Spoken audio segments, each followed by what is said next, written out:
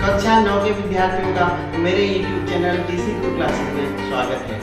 Video प्रारंभ करने से पहले आप सभी से अनुरोध है चैनल को सब्सक्राइब करें और बेल आइकन अवश्य दबाएं, जिससे आने वाली वीडियो की लिंक आपको प्राप्त होते रहे। कक्षा 9 प्रश्नावली 8.1 प्रश्न संख्या 4 दर्शाइए कि एक वर्ग के विकर्ण बराबर होते हैं और परस्पर समकोण पर समद्विभाजित करते हैं। आपको सिद्ध करना है कि वर्ग के विकर्ण बराबर होते हैं और समकोण पर समद्विभाजित करते हैं। सबसे पहला काम हमारा होता है कि हमें एक वर्ग दिया है और उसके दो विकर्ण दिए हैं, तो सबसे पहले हम एक वर्ग बना लेंगे। जैसे मैंने यहाँ पर बना लिया ABCD एक वर्ग बना लिया और उसके दो विकर्ण दोनों कोणों को मिला दिया, A से C को मिला दिया, AC विकर्ण, B से D को मिला दिया, BD विकर्ण, और ये दिया है। सबसे पहला क्रम होता है दिया है एक वर्ग ABCD, और सिद्ध क्या करना है कि यह विकर्ण बराबर होते हैं, अर्थात AC बराबर BD, और यह समकोण पर समद्विभाजित करते हैं। समकोण पर समद्विभाजित करने का मतलब यह AC रेखा BD रेखा से 90 अंश का कोण बनाएगी, अर्थात ये 90, ये 90, ये 90, ये 90, ये चारों कोण 90-90 अंश के होंगे। ये तो सिद्ध करना है, यहां तक आपको जाना है। ये मंजिल है आपकी, और रास्ता क्या है? रास्ता ये है, एक वर्ग ABCD दिया है, तो हमें अपनी मंजिल पहचाननी है और उस मंजिल तक पहुंचने के लिए किस रास्ते का प्रयोग करना है वो दिया हुआ है। तो जैसे कि आपको जाना है खटीमा, आप सबसे पहले रास्ता पता होना चाहिए। खटीमा कहाँ से जाएंगे? हम टनकपुर से बनबसा होते हुए खटीमा जाएंगे। अब उस रास्ते में चलने के लिए आपको किन किन साधनों का प्रयोग करना पड़ेगा? आप टुक टुक से जाएंगे या रोडवेज से जाएंगे या मैजिक से जाएंगे, ये आपके ऊपर है। तो उन साधनों को ढूंढना है। सब अब आते हैं हम उत्पत्ति में। सबसे पहले इस रास्ते का यूज करते हुए, इस रास्ते का उपयोग करते हुए मंजिल तक पहुंचने के लिए किन साधनों का प्रयोग करेंगे ये देखना है। उत्पत्ति में आते हैं। चूंकि हमारे पास साधन है कि ABCD एक वर्ग दिया है, वर्ग ABCD। अब ABCD वर्ग जब दिया है तो वर्ग के गुण आपको मालूम होने चाहिए। ये आपके संसाधन हो जाएंगे जिनके द्वारा आप वहां तक मंजिल तक पहुंचेंगे। वर्ग दिया है तो इसका मतलब वर्ग की चारों भुजाएं बराबर होती हैं। नंबर 1 गुण आपको मालूम है, चारों भुजाएं बराबर, चारों भुजाएं बराबर होती हैं। एक गुण ये होगा, और चारों कोण बराबर होंगे 90-90 अंश के। चारों कोण बराबर, चारों कोण समकोण होंगे। दूसरी बात, और ये वर्ग जो है समांतर चतुर्भुज भी होता है, ये मालूम है, क्योंकि वर्ग की समूह भुजाएं समांतर होती हैं। और नंबर 3 वर्ग के विकर्ण, वर्ग के विकर्ण समांतर चतुर्भुज के विकर्ण समद्विभाजित करते हैं, समद्विभाजित करते हैं। ये 3 चीजें आपको मालूम होनी चाहिए, आपका काम बहुत आसान हो जाएगा। यही आपके संसाधन है आपको मंजिल तक पहुंचाने के लिए। चारों भुजाएं बराबर होंगी, अर्थात AB भुजा BC भुजा के बराबर होगी, BC CD के बराबर होगी, CD AD के बराबर होगा, और चारों कोण 90 अंश के, जैसे कोण A बराबर कोण B बराबर कोण C बराबर कोण D बराबर 90 अंश, चारों कोण 90 अंश के होंगे। और वर्ग के विकर्ण समद्विभाजित करते हैं, अर्थात ये समांतर चतुर्भुज है, समांतर चतुर्भुज के विकर्ण समद्विभाजित करते हैं। ये आपने प्रमेय सीख रखी है, अर्थात AO बराबर OC और BO बराबर OD। ये 3 बिंदु आपको मालूम होने चाहिए। आपका मंजिल तक पहुंचना आसान हो गया है। लक्ष्य पता है ना आपको? लक्ष्य पता है, हमें सिद्ध करना है AC विकर्ण बराबर है BD विकर्ण के। तो ध्यान रखते हैं, AC विकर्ण को लेते हुए कौन सा त्रिभुज बना है? त्रिभुज ABC। हम लेते हैं त्रिभुज ABC, और दूसरे विकर्ण पर कौन सा त्रिभुज बना है? दूसरे विकर्ण पर बना है DCB, त्रिभुज DCB में। दोनों त्रिभुजों में देखिए, क्योंकि AB बराबर DC, क्योंकि AB बराबर DC वर्ग की भुजाएं हैं, AB DC के बराबर है, वर्ग की भुजा वर्ग की भुजा हो गई। और दूसरा देखिए ये BC भुजा ABC त्रिभुज में भी है, DEC भी त्रिभुज में भी है। BC बराबर BC, ये उभयनिष्ठ भुजा हो गई, उभयनिष्ठ भुजा।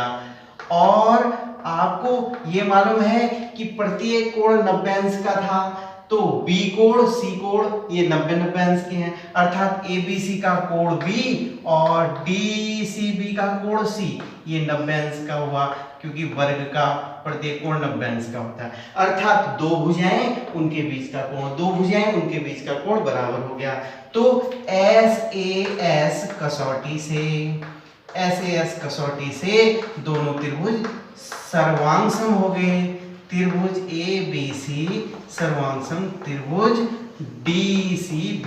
अब जब सर्वांगसम हो गए तो संगत भाग बराबर होंगे। CP/CT से AB भाग DC के बराबर, BC BC के बराबर, तो AC किसके बराबर होगा? BD के बराबर। AC बराबर BD। एक मंजिल तो हमको मिल गई कि विकर्ण बराबर हो गए, विकर्ण बराबर, ये प्राप्त हो गया।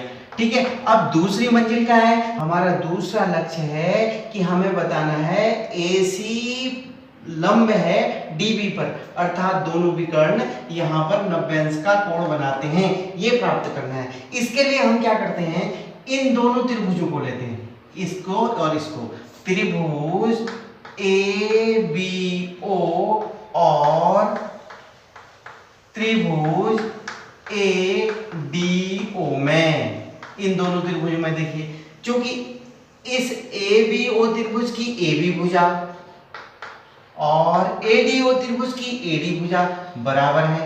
क्यों? वर्ग की भुजाएं, वर्ग की भुजाएं, वर्ग की चार भुजाएं बराबर होती हैं। ठीक है, एक तो बराबर होगी। और AO भुजा इस वाले त्रिभुज की है, इस वाले त्रिभुज की भी है। AO बराबर AO, ये उभयनिष्ठ भुजा होगी, उभयनिष्ठ भुजा। और आपको पता है कि यह ABCD एक समांतर चतुर्भुज भी है, अर्थात इसके विकर्ण एक दूसरे को समद्विभाजित करते हैं। तीसरे पॉइंट में हमने लिख रखा था, अर्थात इसकी BO भुजा और इसकी DO भुजा के बराबर होगी। BO बराबर OD, अर्थात ये दिया है विकर्ण समद्विभाजित करते हैं। तो इन दोनों त्रिभुजों में, तीनों भुजाएं, इसकी तीनों भुजाएं इसकी तीनों भुजाओं के बराबर होगी, अर्थात SSS कसौटी से दोनों त्रिभुज सर्वांगसम हो गए। त्रिभुज ABO सर्वांगसम त्रिभुज ADO। जब सर्वांगसम हो गए तो CP/CT से संगत भाग भी बराबर होंगे। इस त्रिभुज का ये कोण कौन सा? AOD, कोण AOB बराबर कोण AOD। इधर वाले त्रिभुज का कोण AOB और इधर वाले त्रिभुज का AOD कोण बराबर होंगे। ठीक है, तो जब ये दोनों कोण बराबर होंगे, और आपको ये मालूम है कि BOD एक रेखा है, BOD एक ऋजु रेखा है, ऋजु रेखा है। आपको पता है ऋजु रेखा में यहाँ पर कितने अंश का कोण बन रहा है? 180 अंश का कोण बनता है, क्योंकि ये रैखिक युग्म में है, अर्थात दोनों कोण AOB धन कोण AOD बराबर 180 अंश। क्यों? क्योंकि ये रैखिक युग्म है, रैखिक युग्म बनाते हैं। और ये दोनों आपस में बराबर भी हैं, AOB और AOD बराबर भी है। अगर इस AOB की जगह दो AOB भी लिख सकते हैं, क्योंकि AOD मीन्स AOB, अर्थात इसको लिख दो 2 AOB बराबर 180 अंश, या कोण AOB बराबर कोण AOD बराबर 180 का आधा, 180/2 बराबर 90 अंश। अर्थात ये कोण AOB बराबर 90 अंश, कोण AOD बराबर 90 अंश। क्योंकि AOB के सम्मुख कौन सा है? COD, ये शीर्षाभिमुख कोण है। कोण AOB बराबर कोण COD बराबर 90 अंश। क्यों? शीर्षाभिमुख कोण। और इसी प्रकार ये कोण AOD के सम्मुख कौन सा कोण है? AOD 90 अंश, AOD 90 अंश, तो इसके सम्मुख कौन सा शीर्षाभिमुख है? COB, कोण COB बराबर 90 अंश। ये भी शीर्षाभिमुख हो गया। हमने दूसरी मंजिल भी प्राप्त कर ली, अर्थात जो वर्ग के विकर्ण हैं, विकर्ण समकोण पर समद्विभाजित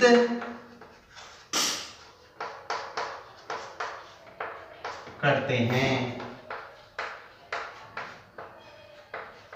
अर्थात AC लंब है BD पर। ये हमें दूसरा भाग सिद्ध करना था। वीडियो को ध्यान से देखने का आभार। अपने सुझाव कमेंट बॉक्स में अवश्य दीजिएगा।